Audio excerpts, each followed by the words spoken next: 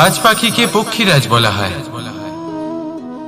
বাজের আয়ু হলো মোটামুটি 70 বছর। এবার 40 বছর হতে হতেই ওদের পালক লম্বা এবং ভঙ্গুর হয়ে যেতে থাকে, ঠোঁট বেঁকে যায়, ডানা ভারী হয়ে যায়, অর্থাৎ আগের মতো উড়তে পারে না, সেই শক্তি থাকে না। এবার সেই বাজ কি করবে?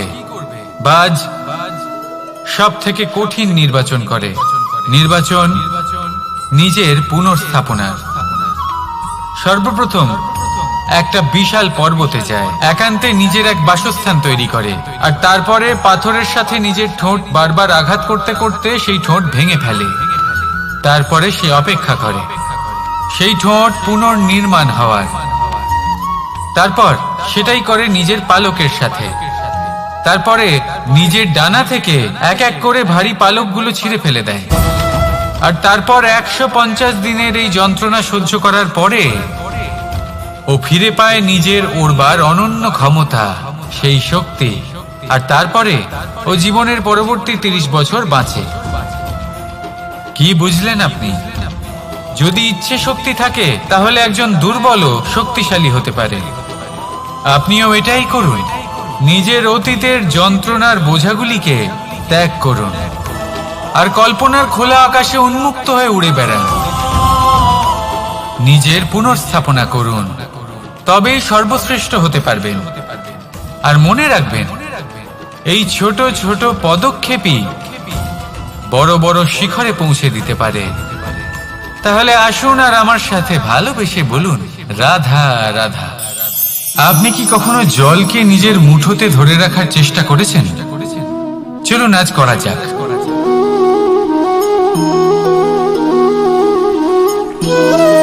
যদি আপনি নিজের মুঠো জোরে বন্ধ করেন, জল ধরে রাখতে পারবেন না। যদি আপনি তাকে এমনি বইতে দেন, তাহলে ও নিজের পথ নিজেই করে নেবে আর আপনার হাতেও থেকে যাবে। আমাদের জীবনও হলো কিছুটা এরকম, জলের মতো। নিজের পথ নিজেই করে নেয় এই জীবন। প্রত্যেক সমস্যার সমাধান নিজেই করে নেয় এই জীবন। তাই জীবনে যখন কোনো পরিস্থিতি আমাদের প্রতিকূল হয়ে থাকে, কিছুই হয়তো আমরা বুঝতে পারছি না, কিছুই যখন বসে থাকে না, তখন আমরা হতাশ হয়ে পড়ি, নিরাশ হয়ে পড়ি। আর এটাই করা উচিত নয়। শান্ত মনে দেখতে হবে যে এই জীবনে আসলে কি ঘটে চলেছে। কষ্ট সবাই ভোগ করেন। কষ্ট পেলে কেউ রেগে যান, রেগে গিয়ে পরাক্রম দেখান। এটাই তো করা উচিত নয়। শান্ত মনে সেটাই করতে হবে যা জীবন আমাদের শেখাতে চাইছে। জীবন আমাদের সব শিখিয়ে দেবে, শুধু মনে রাখবেন কখন প্রয়াস করতে হবে আর কখন আমাদের প্রতীক্ষা করতে হবে, সেটা আগে আপনাকে বুঝতে হবে। তাহলে আসুন আমার সাথে ভালোবেসে বলুন, রাধা রাধা।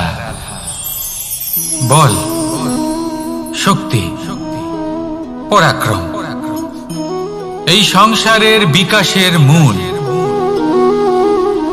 কিন্তু কখনো ভেবেছেন যে প্রকৃতি আমাদের এই বল, শক্তি, পরাক্রম কেন দিয়েছেন? যাতে আমরা জীবনে কারোর উদ্ধার করতে পারি, কাউকে সাহায্য করতে পারি, কারোর জন্য ভালো কিছু করতে পারি, কোনো গরিব অসহায় মানুষের জন্য কিছু করতে পারি। এই বল, এই শক্তির সদ্ব্যবহার করতে পারি। কখনো দেখেছেন এমন মানুষ যার কাছে অসীম শক্তি আছে, কিন্তু তার সাথেই অসম্ভব অহংকারও রয়েছে, যিনি নিজেকে সর্বশ্রেষ্ঠ বলে মনে করেন, খারাপ কাজও করেন। আপনি দেখবেন প্রকৃতি এবং মানুষ তাকে ভাঙতে সর্বদা চেষ্টা করেন। মনে রাখবেন, যতই সুবিশাল পর্বত হোক না কেন, তা যদি পথে পড়ে, তাকে ভেঙে পথ প্রশস্ত করা হয়। যদি আপনার কাছে বল থাকে, শক্তি থাকে, পরাক্রম থাকে, তাহলে তার সদ্ব্যবহার করুন, কাউকে সাহায্য করুন, কাউকে রক্ষা করুন।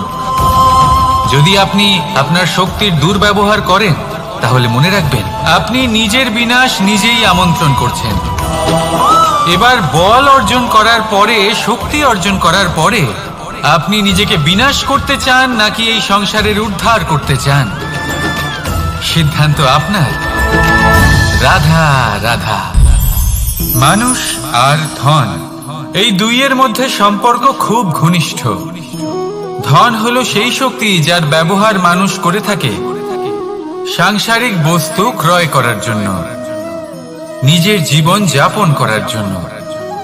আর মানুষ হলো সেই শক্তি যারা ধনকে গুরুত্বপূর্ণ করে তোলেন। এবার একটা কথা বলি, ব্যবহার করা উচিত ধনকে আর ভালোবাসা উচিত মানুষকে। এটা বেশিরভাগ মানুষই বোঝেন না। মানুষ এখানেই সব থেকে বড় ভুল করে বসেন। তারা ভালোবাসেন ধনকে আর ব্যবহার করেন মানুষকে। এ হলো অনুচিত। দেখুন, আপনি একটা সূচের দ্বারা যুদ্ধ করতে পারবেন না, আর কোনো তলোয়ার দ্বারা বস্ত্র সেলাই করতে পারবেন না, তাই না? কোনটা কিসের জন্য হয় সেটা বোঝা অত্যন্ত জরুরি। আপনিও সঠিক দিকে অগ্রসর হন। মানুষকে ভালোবাসুন আর ধনকে ব্যবহার করুন। যদি আপনি মানুষকে ব্যবহার করেন তাহলে আপনি ভালোবেসে ফেলবেন ধনকে, আর এই ভালোবাসা ধীরে ধীরে পরিণত হবে লোভে, আর ধীরে ধীরে এটা আপনাকে বিনাশ করে দেবে। তাহলে সমস্ত মানুষকে ভালোবাসুন আর এইভাবে ভালোবেসে বলুন, রাধা রাধা। সাফল্য কে না চান? সাফল্য লাভ করার, শিখরে পৌঁছানোর আলাদাই একটা আনন্দ রয়েছে। আর আপনজনদেরও কে না চান? প্রত্যেক মানুষ চান যেন জীবনে তার কোনো আপনজন থাকে যারা সব সময় তাদের সাথে থাকবে, কারণ আপনজনের সাথেই তো সাফল্যের আনন্দ সব থেকে বেশি পাওয়া যায়।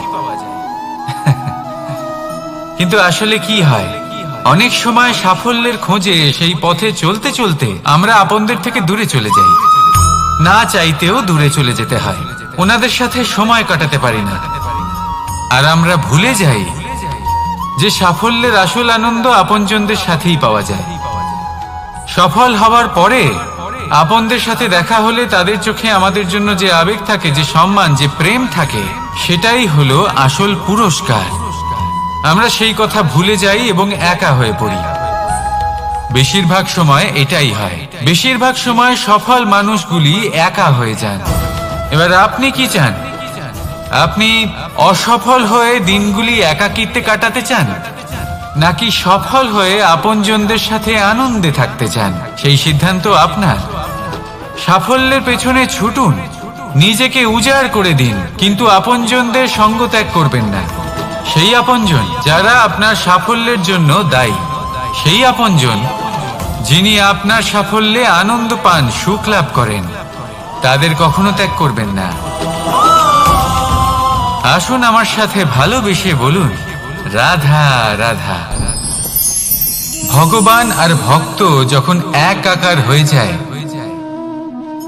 যখন ভক্ত তার ভগবানের প্রতি এবং নিজের জীবনের উদ্দেশ্যের প্রতি সম্পূর্ণরূপে সমর্পিত হয়, তখন জন্ম নেয় ভক্তি।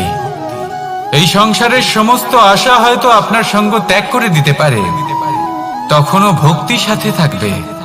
ভক্ত আর ভগবান যখন এক আকার হয়ে যায়, তাদের মধ্যে কোনো পার্থক্য থাকে না। তারা এক হয়ে যায়, এক ব্যক্তিত্ব, এক অস্তিত্ব। সেই জন্য কখনো জীবনে যে কোনো রূপেই, যে কোনো প্রকারেই, যে কোনো ঈশ্বরকে মান্য করুন। মনের মধ্যে শ্রদ্ধা ভাব জাগ্রত করুন, মনে ভক্তি ভাব জাগ্রত করুন। এই সমগ্র সংসারে সব কিছু আপনাকে ছেড়ে চলে গেলেও তখনও এই ভক্তি শুধুমাত্র আপনার উত্থান ঘটাবে। তাই মনে ভক্তি জাগ্রত করুন আর আমার সাথে ভালোবেসে বলুন, রাধা রাধা। শব্দই হলো শূন্য, শব্দই হলো আরম্ভ, শব্দই হলো অন্ত, শব্দই হলো অমর, শব্দই হলো ব্রহ্ম। এই শব্দ হলো অত্যন্ত বিশেষ। কেউ কাঁদলে তাকে হাসিয়ে তোলে, কেউ হাসলে তাকে কাঁদিয়ে দেয়। কারোর মনে উদ্দীপনা জাগিয়ে তুলতে পারে, আবার কারোর মনে কাঁটা হয়ে বিঁধে থাকতে পারে। একটা অত্যন্ত গুরুত্বপূর্ণ কথা যা বোঝা অত্যন্ত আবশ্যক। আপনার মন, আপনার হৃদয়ে যতই শুদ্ধ হোক না কেন, যতই পবিত্র হোক না কেন, আপনার দৃষ্টিভঙ্গি যতই স্পষ্ট হোক না কেন, যদি আপনার কথা পবিত্র না হয়, যদি আপনার শব্দ শুদ্ধ না হয়, তাহলে তা আপনাকে আপনার কর্মফল ভোগ করতে বাধ্য করবেই। একটা সহজ উদাহরণ দিই, আপনার জীবনে এমন কেউ অবশ্যই থাকবেন যাকে আপনি পছন্দ করেন না, যিনি হয়তো অধর্মী মানুষ, যিনি হয়তো দুর্বুদ্ধি সম্পন্ন মানুষ, কিন্তু তার জন্য অপশব্দ প্রয়োগ করলে তার মধ্যে কোনো পরিবর্তন আসবে না, তার মানসিকতা বদলাবে না, শুধু মনে প্রতিশোধ স্পৃহা জেগে উঠবে, মনে হিংসা জাগবে, আর কিচ্ছু না। সেই জন্য নিজের শব্দকে নিয়ন্ত্রণ করুন, নিজের কথা সংযত করুন। শ্রেষ্ঠ থেকে শ্রেষ্ঠতর মানুষকেও সাবধানী হতে হয়, কারণ যদি এই শব্দের প্রয়োগ সঠিক না হয়, তাহলে আজীবন মানুষকে নির্বাক হয়ে থাকতে হতে পারে। তাহলে নিজের শব্দ নিয়ন্ত্রিত রাখুন, নিজের কথাকে শুভ করুন, এতে প্রেমবোধ জাগিয়ে তুলুন, আর সেই প্রেমবোধ নিয়েই বলুন রাধা রাধা। বরদান এবং অভিশাপ, এই দুই হলো একই মুদ্রার দুটি পিঠ। এই বরদান আমরা অনেক কারণে পেতে পারি, কখনো নিজের পরিশ্রমের কারণে, কখনো নিজের তপস্যার কারণে, কখনো আমাদের পূর্বপুরুষদের কর্ম ও তপস্যার কারণে। কিন্তু এই বরদান কতক্ষণ বরদান থাকবে তা আমরা নিশ্চিত করতে পারি না, তা সুনিশ্চিত করে শুধুমাত্র আমাদের কর্ম। যদি আপনাকে উদাহরণ দিই, আপনি রেশমের কীট দেখেছেন? ও বরদান পেয়েছে যে ও নিজের সুরক্ষার জন্য খোলস বানাতে পারে। এবারও তাতে এত মত্ত হয়ে যায় যে এমন এক আবরণ বানিয়ে ফেলে যাতে সে নিজেই আবদ্ধ হয়ে চাপা পড়ে মরে যায়। এটার তাৎপর্য কি? তাৎপর্য খুবই সরল। গর্ব করা খুবই ভালো, কিন্তু অহংকার করা কখনোই উচিত নয়। যদি অহংকার মনের মধ্যে প্রবেশ করে, তাহলে এই বরদান অভিশাপে পরিণত হতে সময় লাগে না। আর যদি কর্মশ্রেষ্ঠ হয়, তাহলে অভিশাপ বরদানে পরিণত হয়। তাহলে আসুন শ্রেষ্ঠ কর্ম করুন, আর আমার সাথে ভালোবেসে বলুন রাধা রাধা। সুখ, দুঃখ, মৃত্যু, মহামারী, এগুলো কখনো বলে আসে না, আবার জিজ্ঞাসা করেও আসে না। এমনই হয় দ্রুত ক্রীড়ার এই খেলায়। এক কারাগারের মতো, একটা মাকড়সার জালের মতো। যেমন একটা মাকড়সার জাল একটা পোকাকে নিজের দিকে আসতে আকর্ষিত করে নিজের চমকের দ্বারা, নিজের গঠন দ্বারা, সেরকমই দ্রুত ক্রীড়ার এই খেলা মানুষকে নিজের দিকে আসতে প্ররোচিত করে। শেষে গিয়ে মানুষ আটকা পড়ে। পার্থক্য শুধু এটাই, যখন এক পোকা এই জালে জড়িয়ে পড়ে তখন সে তার প্রাণ হারায়। মানুষ যখন এই দ্রুত ক্রীড়ায় আকর্ষিত হয়, সে নিজের মান, নিজের ধন সবকিছু হারায়, নিজের বিবেক হারিয়ে ফেলে। কিন্তু আপনি আপনার বিবেক কখনোই হারাবেন না। যদি আপনার মনে লোভ চলে আসে, আপনি লোভী হয়ে ওঠেন।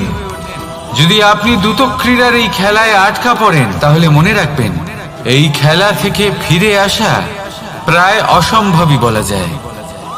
নিজের বিবেক কখনো হারাতে দেবেন না, কারণ বিনাশ আসার প্রথম লক্ষণ হলো বিবেকের বোধ চলে যাওয়া। এই প্ররোচনায় কখনো পা দেবেন না।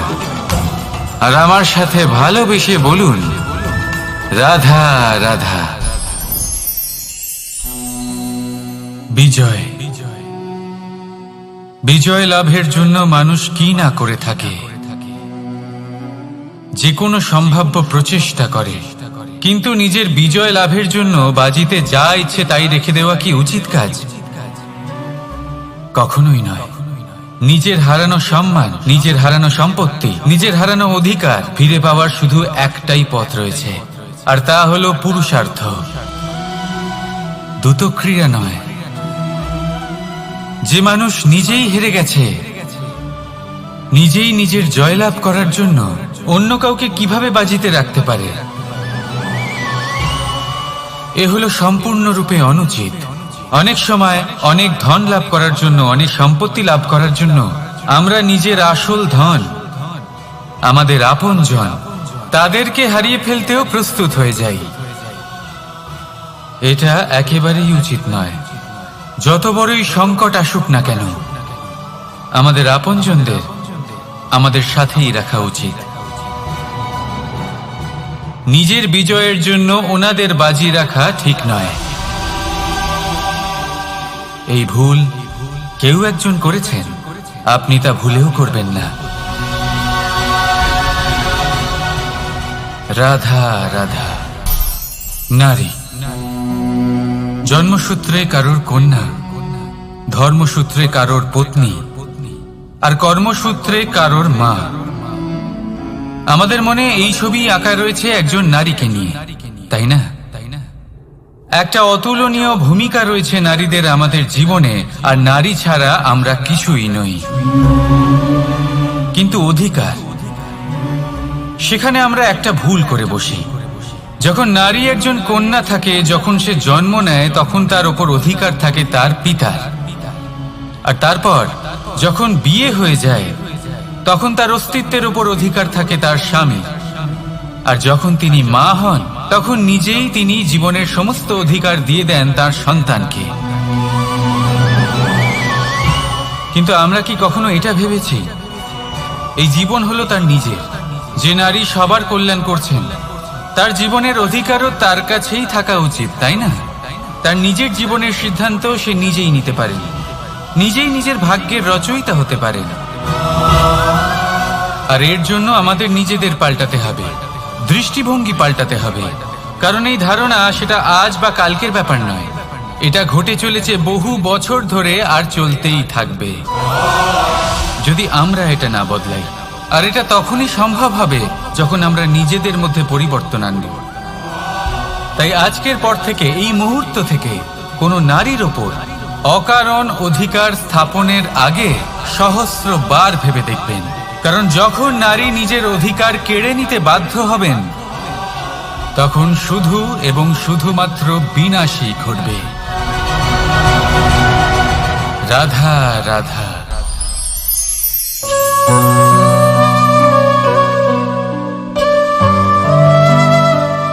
নারী, পুরুষরা যাকে নাম দিয়েছেন ত্রিয়া, কেন দিয়েছেন, কে দিয়েছেন, কেউ তা জানে না। কথায় আছে, পুরুষরা ভাবেন যে ত্রিয়া, ভাবেন একরকম, বলেন অন্য কিছু, আর করেন অন্য কিছুই। কিন্তু সত্যিটা কি এটাই? আসল সত্যি হলো এটাই যে ত্রিয়া হলো সেই চরিত্রহীন পুরুষ, আর কেউ নয়। সেই পুরুষ যারা নারীকে বলেন যে আপনি হলেন মা, আপনি হলেন দেবী, আপনি হলেন বোন। আর ভাবেন কি? ভাবেন যে এই নারী হলো আমাদের পায়ের ধুলো, আর কিচ্ছু নয়। আর কি করেন? ওনাদের মাথায়, ওনাদের খোপায় মালা পরিয়ে দিয়ে ভাবেন যে ওনারা হলেন তাদের পায়ের ধুলোর সমান। একজন নারীর সম্মান ভঙ্গ করেন, তাদের দাসী মনে করেন। ভুলবেন না, যত্র নারীয়াস্ত পূজ্যন্তে রমন্তে তত্র দেবতা। অর্থাৎ যেখানে নারীকে পুজো করা হয়, সেখানে ঈশ্বর বাস করেন। আর যেখানে নারীকে অপমান করা হয়, সেখানে ঈশ্বর এবং ভাগ্য এই দুই রুষ্ট হয়। মনে রাখবেন, যদি নারী কল্যাণকারী হতে পারেন, তাহলে নারী মহাচণ্ডী রূপও ধারণ করতে পারেন। যদি একজন নারী মাতা হয়ে জন্মদান করতে পারেন, তাহলে নারী মৃত্যু হয়ে বিনাশও করতে পারেন। যেখানে নারী অপমানিত হবেন, সেখানে মহান ভারতও মহাভারতের পথে অগ্রসর হতে পারে। তাই মনে রাখবেন, নারীর অপমান যেন কখনোই না ঘটে। আর যদি কোথাও নারীর অপমান হয়, তার অর্থ হলো আপনার বিনাশ আপনার দিকেই আসছে। আর এটা হলো তার প্রথম পদক্ষেপের প্রথম পদধ্বনি। রাধা রাধা। যদি সন্তান কোনো দুষ্কর্ম করে তাহলে সেই অপরাধ শুধু কি সেই সন্তানের? না, যদি সন্তান দুষ্কর্ম করে তাহলে অপরাধী তার মাতা পিতাও, যারা পুত্র মোহর কারণে সেই অনুচিত কাজে তাকে বাধা দেননি। অপরাধী হলেন তার পিতামহ, যিনি নিজের কর্তব্যবোধের কারণে নিজের পরিবারের যত্ন নেননি, যিনি সন্তানকে কখনো শাস্তি দেননি। অপরাধী হলেন তার সেই গুরুও, যিনি নিজের শিষ্যের সেই দুষ্কর্ম দেখেও তাকে প্রতিহত করতে পারেননি। একজন হবু রাজার কর্তব্য হলো নিজের প্রজার কাছে সে যেন এক উদাহরণ প্রস্তুত করতে পারে, কিন্তু যদি এত অনুচিত উদাহরণ প্রস্তুত হয়ে থাকে তাহলে মা বাবার, বাড়ির বয়োজ্যেষ্ঠদের কর্তব্য হলো ওনারা যেন সেটা সেখানেই থামায়, হয় ভালোবেসে নয়তো শাস্তি দিয়ে। যদি না থামানো হয় তাহলে মহাভারত অবশ্যম্ভাবী। অনেক ব্যক্তির মনে একটা প্রশ্ন জাগে আমাকে আর রাধাকে নিয়ে। বলেন যে না আমি আর রাধা একসাথে থাকি, না আমাদের বিয়ে হয়েছে, আমি এখানে দ্বারকাতে ও ওখানে বর্ষণাতে, তাও এত ভালোবাসা কি করে? এ কেমন সম্পর্ক? আমি তাদের একটা সহজ কথা বলতে চাই। আপনি কখনো আয়নার দিকে দেখেছেন? নিজের দুই চোখের দিকে তাকিয়ে জিজ্ঞাসা করুন, এই দুই চোখ একসাথে কেন বন্ধ হয়, একসাথে কেন খোলে, একসাথে কেন ঘুমোয়, একসাথে কেন কাঁদে? আজীবন কোনো এক মানুষের সাথে সম্পর্ক রাখা অবশ্যই সম্ভব, তাদের সাথে দেখা না করে। আমার আর রাধার ভালোবাসাও কিছুটা এরকমই, আর কিছুটা এরকমই হয় ভালোবাসা দুই নয়নের মতো, যারা কখনোই মিলিত হবে না কিন্তু চিরকালের জন্য একসাথে জুড়ে থাকবে। এই অনুভূতি নিঃস্বার্থ হয়, আর এই নিঃস্বার্থ ভালোবাসা আপনাকে আনন্দের পথে অগ্রসর করে। জীবনে সবসময় নিঃস্বার্থভাবে ভালোবাসুন, শুধুমাত্র আনন্দই পাবেন। তাহলে আসুন আমার সাথে নিঃস্বার্থভাবে ভালোবেসে বলুন, রাধা রাধা। মানুষ, কোন ব্যক্তির নির্মাণ হয় কিভাবে?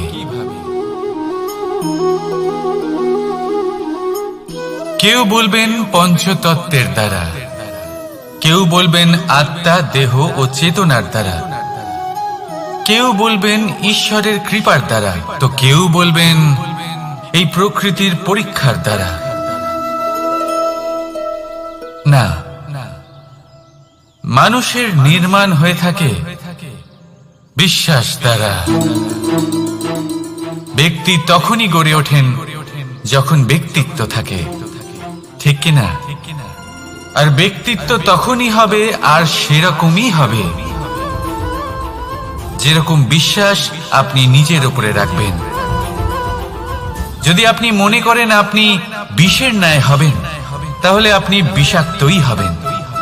যদি আপনি এটা মনে করেন যে আপনি অমৃতের ন্যায় হবেন তাহলে আপনি অমরই হয়ে যাবেন। যদি আপনি নিজের উপরে বিশ্বাস রাখেন যে আপনি সংসারের সব থেকে উঁচু পর্বতের শিখরে পৌঁছতে পারবেন তাহলে আপনি অবশ্যই পৌঁছবেন। যদি আপনার এরকম মনে হয় যে আপনি এরকম কখনো করতে পারবেন না তাহলে এরকম কখনোই হবে না।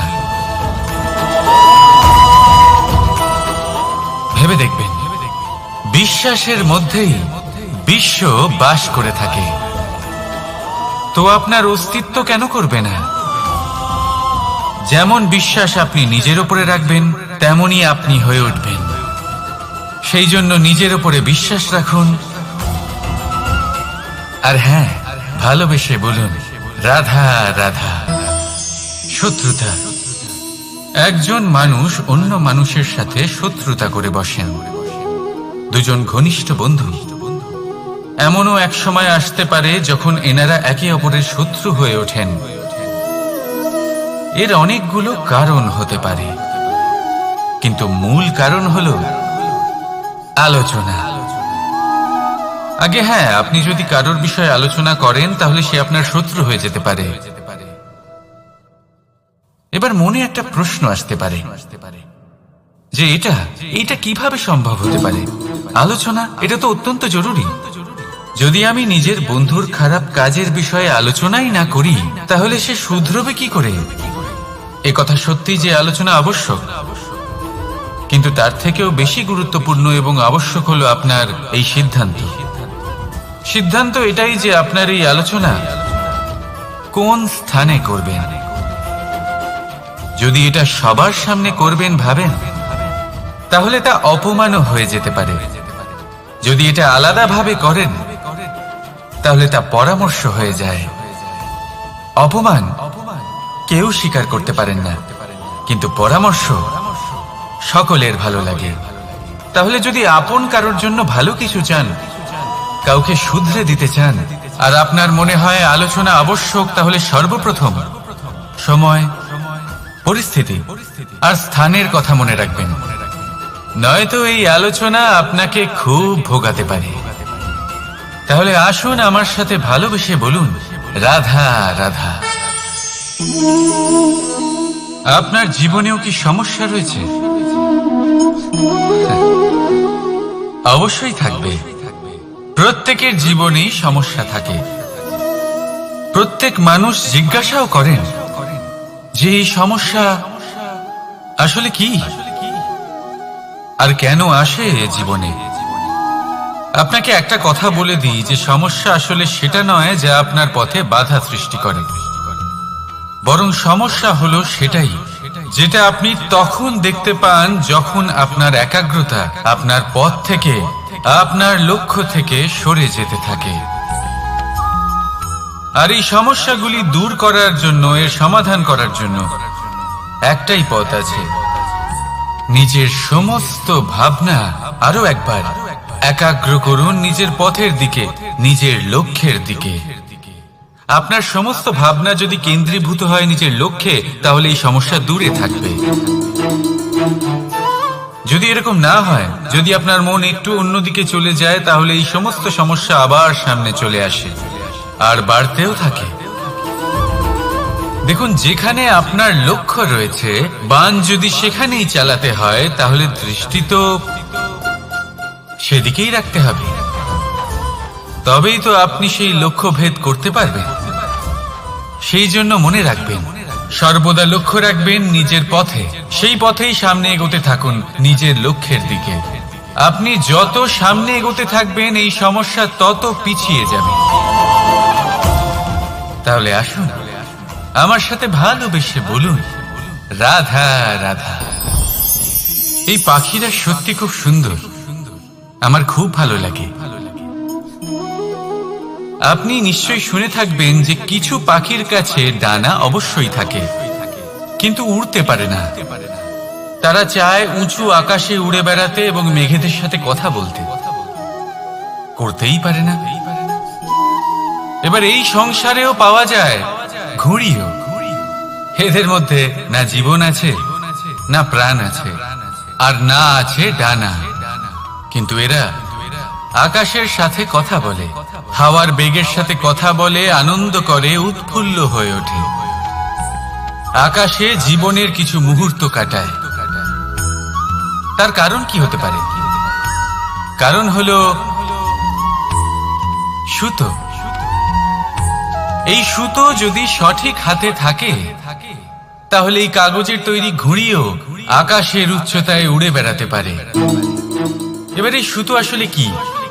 এই সুতো হলো আসলে ভালোবাসা, এই সুতো হলো আসলে বিশ্বাসের। আর এটা আপনি দিয়ে থাকেন তাদের হাতে যাদের আপনি বিশ্বাস করেন, যাদের আপনি নিজের সর্বস্ব দিয়ে দেন। ভেবে দেখুন, এই ভালোবাসা আর বিশ্বাসের সুতো আপনি যদি সঠিক মানুষের হাতে দিয়ে দেন, তাহলে আপনি অনেক উচ্চতায় উঠতে পারবেন, আকাশের উচ্চতায় উড়ে বেড়াতে পারবেন, মেঘের সাথে কথা বলতে পারবেন, পাখিদের মতো উঠতে পারবেন, যা ইচ্ছে তাই করতে পারবেন। শুধু এই মানুষ সঠিক হতে হবে। এমন একজন মানুষ যার মনে আপনার জন্য ভালোবাসা রয়েছে, এমন এক মানুষ যার মনে কোনো স্বার্থ নেই, যিনি পরোপকারী, এমন একজন ব্যক্তি যিনি আপনার অস্তিত্বকে বাইরে নিয়ে আসতে পারবেন, তাকে উজ্জ্বল করে তুলবেন। তাহলে ভালোবাসুন, আনন্দ করতে থাকুন, আর এই আনন্দ সহকারে বলুন রাধা রাধা। আমরা সকলে এমন ব্যক্তির সাথে থাকতে চাই যারা খুব মিষ্টি কথা বলেন, যাদের ব্যবহার আমাদের ভালো লাগে, যারা দেখতে সুন্দর হন, যাদের আমরা পছন্দ করি।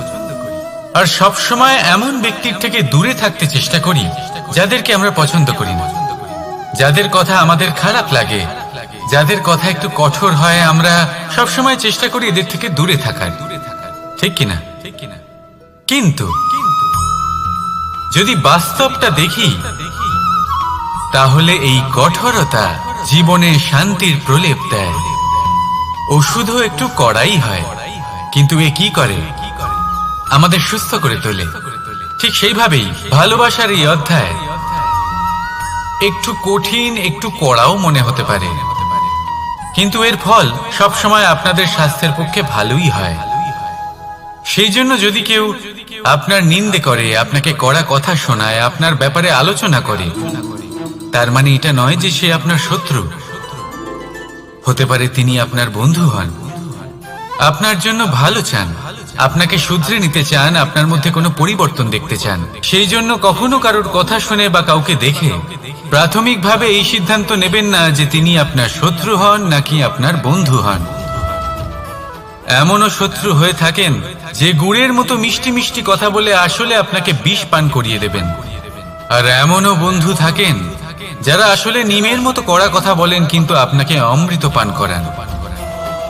এদের মধ্যে পার্থক্য করতে জানতে হবে, কে আসলে শত্রু হন আবার কে আসলে মিত্র হন।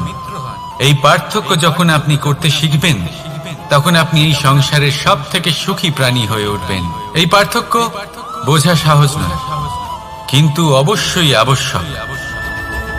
রাধা রাধা। অসুখ। এমন কোন মানুষ আছেন এই সংসারে যার অসুখ করে না?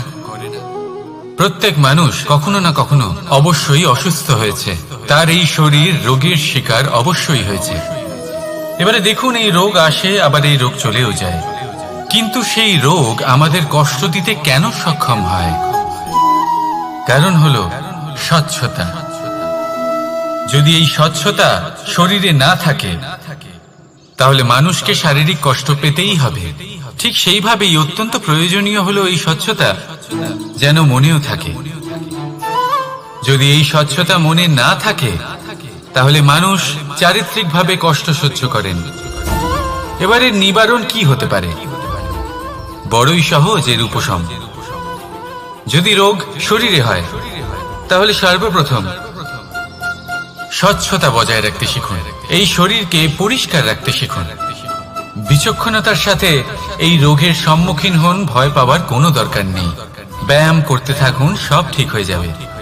সেইভাবেই যদি এই অসুখ মনে হয়, তাহলে কি করা যায়? সর্বপ্রথম তার আধারের উপরে নজর দিন। আপনার এই আধারই হলো আপনার আহার।